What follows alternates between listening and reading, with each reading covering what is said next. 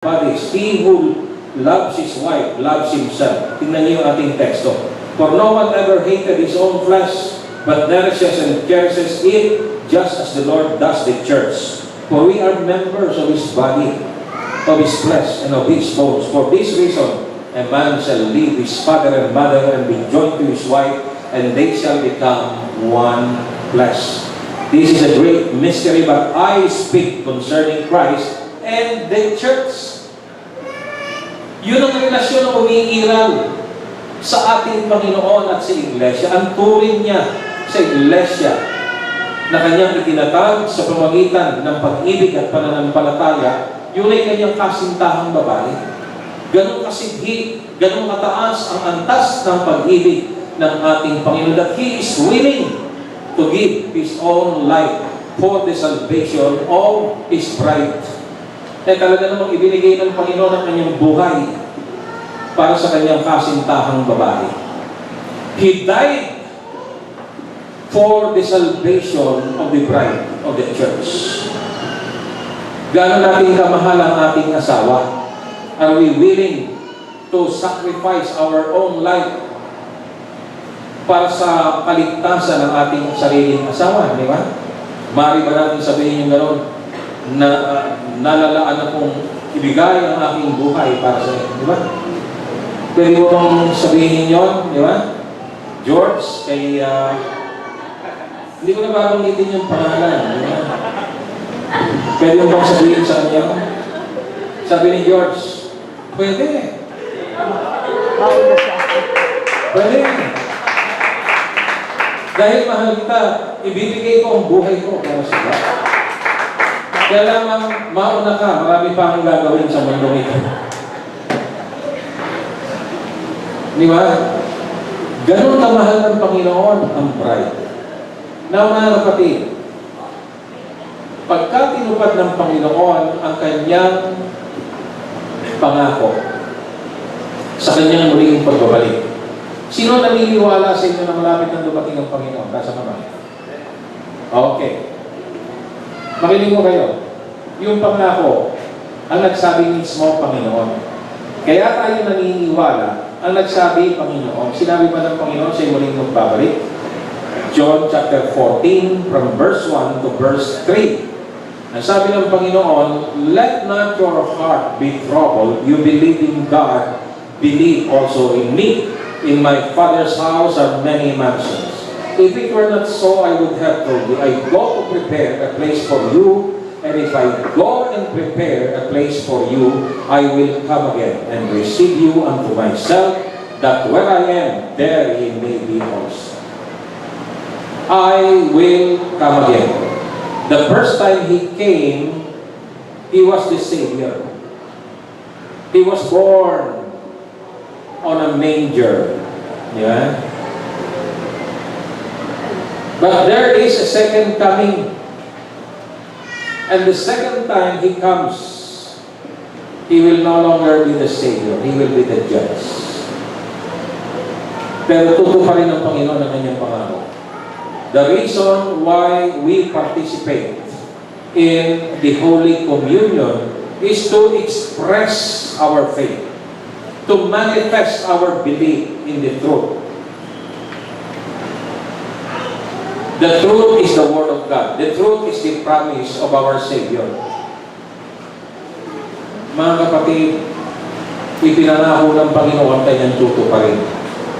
God is just. God is holy. What He promises, He fulfills. Mga kapatid, darating ang Panginoon at tayo naniniwala, kaya tayo nakikibahagi sa Santa Cena to express our belief. Dalawang bagay ang tinukoy sa 1 Corinthians chapter 11. Ewan ko kung verse 26. For as often as you eat this bread and drink this cup, dalawang bagay, you proclaim the Lord's death till He comes. Why do we participate in the Holy Communion? To express our faith, our belief, that indeed, the Lord Jesus Christ died for our sins. And secondly, we express our faith and belief that the Lord will fulfill His promise that He will come again for the second time upang tuparin ang kanyang pangako sa ating mga buhay. Sino ang kukunin ng Panginoon? Yung iglesia. Hindi kukuha ang Panginoon ang mga taong nasa labas nito, kundi ang kukunin ng Panginoon yung nasa loob ng church. Are you part of His body? Are you part of His bride? Are you part of the church? Kaya mahalaga na maunawaan natin, mga kapatid, ang kahalagahan ng iglesia. Yun ang babalikan ng kasintahang lalaki ng ating Panginoong Jesucristo, yung kanyang kasintahang babae. Pagdating ng takdang panahon, siya'y bababa mula sa langit at kanyang kukunin ang kanyang kasintahang babae, ipagsasama niya sa kanyang kaharian. Sa pagdating kaya ng Panginoon, abutan tayo na nasa loob ng iglesia. Diba? Kanina na ibahagi ko sa mga kapatid yung kapamaraanan kung paano tinubos ng Panginoon ang iglesia. Gaano kahalaga sa kanya ang iglesia? Gaano kamahal ng Panginoon ang iglesia? Gaano kamahal ng Panginoon ang bawat isa sa atin? Do you realize how high, how profound, lofty the love of God for us? Alam kaya natin yun, mga kapatid? Kasi kung inyong i-consider kung paano niligtas ng Panginoon ang kanyang kasintahang babae, makikita niyo kadakilaan ng Panginoon. Noong pa mga una, ang pagliligtas ay ibinahagi na sa pamagitan ng mga prophecies. Mahabang panahon niya, mga kapatid. Noong pa mga una, pinagpaplanuhan na ng Panginoon niya. Sinasabi, binibigyan ng katiyakan na kanyang ililigtas ang kanyang kasintahang babae. Nagkaroon ng katuparan niyang bagay ngayon. At para magkaroon ng katuparan ang pagliligtas ng ating Panginoon, kinakailangan siya magdusa. Nagsimula ang pagdurusa kasi bumaba mula sa langit. Tinubad ang katangian ng pagka-Diyos dumating sa ating piling bilang isang ordinaryong tao at bilang isang alipin. Ipinanganak sa pasang sa namuhay na gaya ng isang ordinaryong tao. Ang sabi sa Biblia, bilang isang alipin. Mga kapatid, si Kristo namuhay sa mundo ito bilang isang karpintero, bilang isang napakababang lingkod. Nasubukang magutom, nasubukang mahirapan, nasubukang pawisan, nasuntungan ng hapdi at pagdurusa. At ang dumating yung tinatawag na fullness of time, isinagawa yung plano ng pagliligtas. Mga kapatid, nung panang unang araw, nalitisin ng ating Panginoon, naranasan na ng Panginoon ang hapdi at pait ng kabayaran ng kasalanan ng mga tao. Anong uri ng pagbulos at paghihirap ang naranasan ng ating dakilang Panginoon? Alam ba natin yung mga kapatid? Kung inyong may merong part nun, George, para makita lamang ng tao, ng mga kapatid, ano yung pagdulos at paghihirap na naranasan ng Panginoon trying to save us from all our sins and iniquities. Unang araw pa lang, pagkatapos na siya litisin, nagsimula na ang Kalbaryo. Nagsimula na yung pagdurusa ng ating Panginoon. All for His own bride. For the love of His love. For the love of His church. And for the love of His bride. Tiniis ng Panginoon ang lahat ng dusa at hirap. Doon lang sa punto na siya ay hinahagupit ng latigo.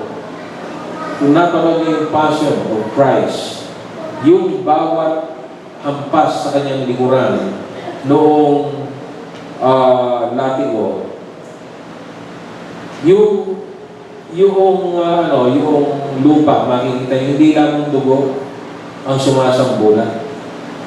Kumakalat yung kanyang laman loob. Kasi pagka hinihila yung latigo, may kasamang laman.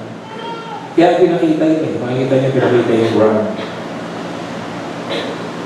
Pasimula pa lamang yun ang kanyang pagdurusa.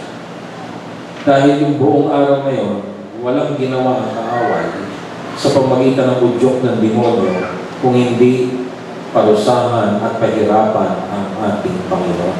Ang tanong, para kanino ang kanyang ginagawa? Para sa church, para sa iglesia, para sa kanyang kasintahang babae, para sa ating lahat. Do we value the things that were done by the Lord for the sake of our own salvation and for the sake of our having eternal life?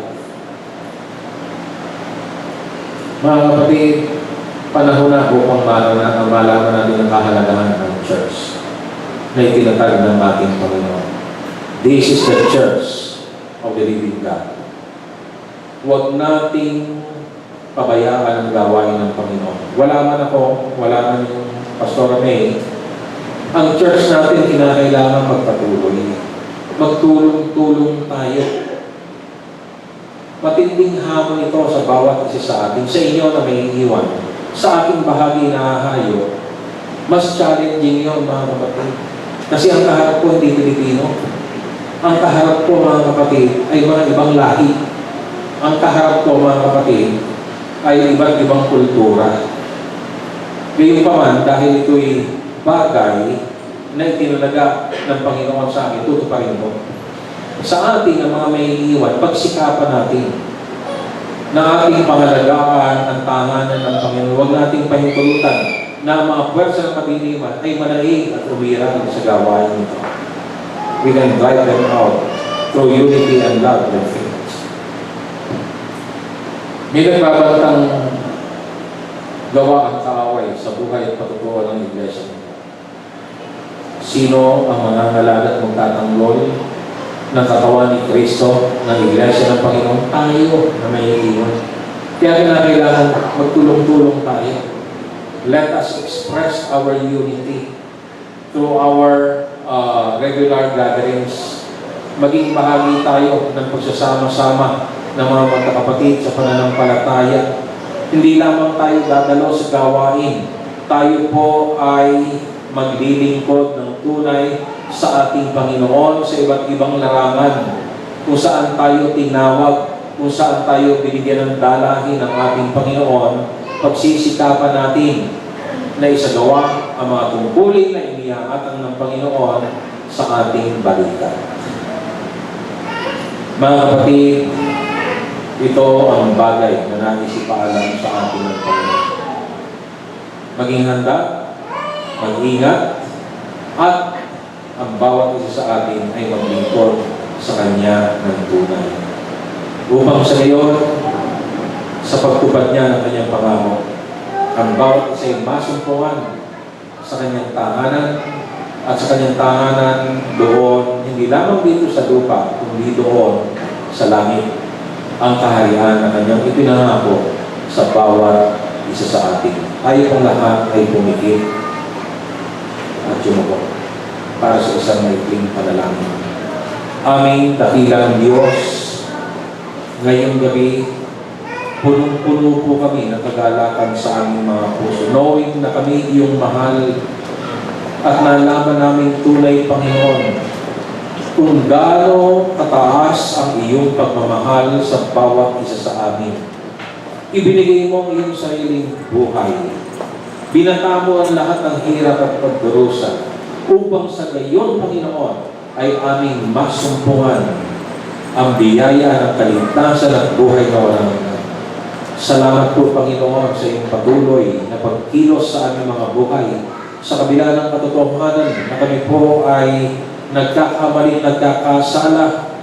Nandoon po ang iyong pagpapatawad. Nandoon po ang iyong pagkunawa. Nandoon po ang iyong awa sa bawat isa sa amin. Lord, mas alam mo ang consequence ng kasalanan ng tao. Kamakaya ng kabayaran. Ngunit, Ikaw ang nagbayad ng aming mga kasalanan. At alam namin, Panginoon, ang bawat kasalanan na aming ginagawa nagiging dahilan upang kami malayo sa iyo. Upang kami, Panginoon, ay hindi tumanggap ng pagpapala mula sa iyo. Ngunit ang mga bagay nito hindi mo nilolo. Ito'y kasalanan ng tao dahil ang iyong perfect will para sa bawat isa sa amin. Kami po ay mapagpala sa lahat ng aspeto ng aming mga buhay. Hindi mo inisip na sino man sa amin ay mapahamak. Hindi mo inisip, Panginoon, na sino man sa amin ay magdusa at maghirap. Sa katotohanan, ikaw ang naghirap, ikaw ang nagdusa, ikaw ang nagbata ng lahat ng hapdi, lahat ng hapis, upang sa gayon kami maging hawahan at maranasan namin ang tunay na kaligtasan. Kaya ngayon gabi, Panginoon, nagpapasalamat kami sa iyo ng tunay dahil ikaw ay tapat at dakila. Ang aming dalangin, Panginoon, turuan mo kami na maging tapat sa iyo. Turuan mo kami, Panginoon, na maglingkod sa iyo ng buong katapatan at buong katotohanan, buong kasipagan. Turuan mo kami, Panginoon, na maging masunurin sa iyo, maging mapagpasakop, maging mapagmahal ng aking dalangin, Panginoon. Tukdin namin ang lahat ng iyong mga utos. Mamuhay kami ng ayon sa iyong kalooban. Mamuha kami ng mga kaluluwa namin dadalhin sa iyong pangalan upang sa gayon ay malugod at malubos ang iyong kagalakan. Salamat, Panginoon, ngayong gabi sa iyong muling pagpapaalaala sa amin. Alam namin, Panginoon, na mayroon kang magandang biyaya at pagpapala sa mga anak mo na nasa iglesia. Matuto lamang kami na magkaisa, matuto kami na gumawa at maglingkod, matuto kami sumambat magpuri. Matuto kami, Panginoon, na magpasakop sa iyo. Ngayon na rin, Lord, I pray, iyunan mo ang iyong mapagpalang kamay. Abutin mo ang bawat isa, Panginoon, at iyong ipadama sa kanila ang iyong kapangyarihan. Lord, as you touch them, Lord, let your anointing just flow upon their lives. I pray, Panginoon, na ngayong gabi maranasan nila ang pagbubuhos ng iyong mga kaloob mula sa banal na Espiritu. Hayaan mo, Panginoon, na sa pamagitan ng kanilang kamay at buhay ay makita ng madlat makasalanan ang iyong kapangyarihan sa pamagitan ng kanilang sariling buhay at sa pamagitan ng kanilang mga kamay. Ang aming dalangin, Panginoon, pagkagamitin mo ang bawat isa sa lahat ng iyong layunin. Dahil ang iyong mga layunin at gaway dakila, ang lahat ng iyong gawain ay mabuti. At ngayong gabi, Panginoon, itinatalaga namin sa iyo ang aming mga sarili. Nandito kami, Panginoon.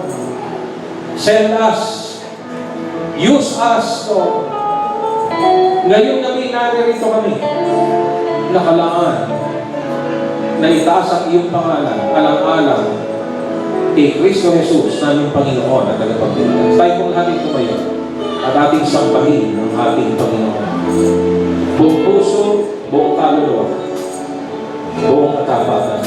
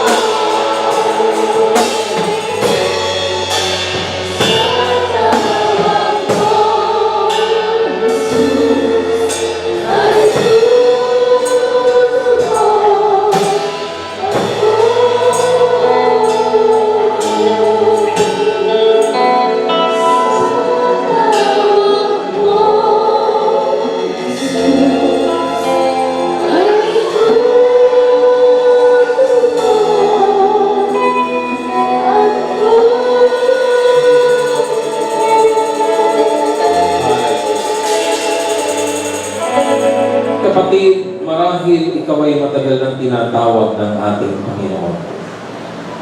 Naririnig mo ang kanyang tinig, ngunit hindi mo siya sinusunod. Matagal nang nangungusap sa iyo ang ating tagapagligtas. Dapat na i-consider mo, kapatid, ang kahalagahan ng ginawa ng Panginoon sa iyong buhay. Maulawanan mo ang kahalagahan ng Iglesia na kanyang itinatagad na niyo para sa iyong sariling kapakanan. Kapatid, may mga dakilang plano ang Panginoon para sa iyo. Gusto ng Panginoon na ikaw ay pagpalaan. Pero upang masumpungan mo ang pagpapala ng ating Panginoon, kinakailangan mong sumunod at magpasako. Kinakailangan mong express ang iyong pag-ibig sa Kanya. And the best way to express your love to the Lord is through obedience. Through faith. Ipadama mo sa Panginoon ang katotohanan ng iyong pananampalataya. Tumugon ka sa Kanyang tawag, sumunod ka sa Kanyang tinig, maglingkod ka sa ating Panginoon. Lord, ngayong gabi, nandito ang mga babae at lalaki ng Iglesia ng Passion Christian Fellowship, ang aking dalangin. Lord, samahan mo sila, pagbabayan mo sila, gamitin mo sila, Panginoon, sa iyong layunin.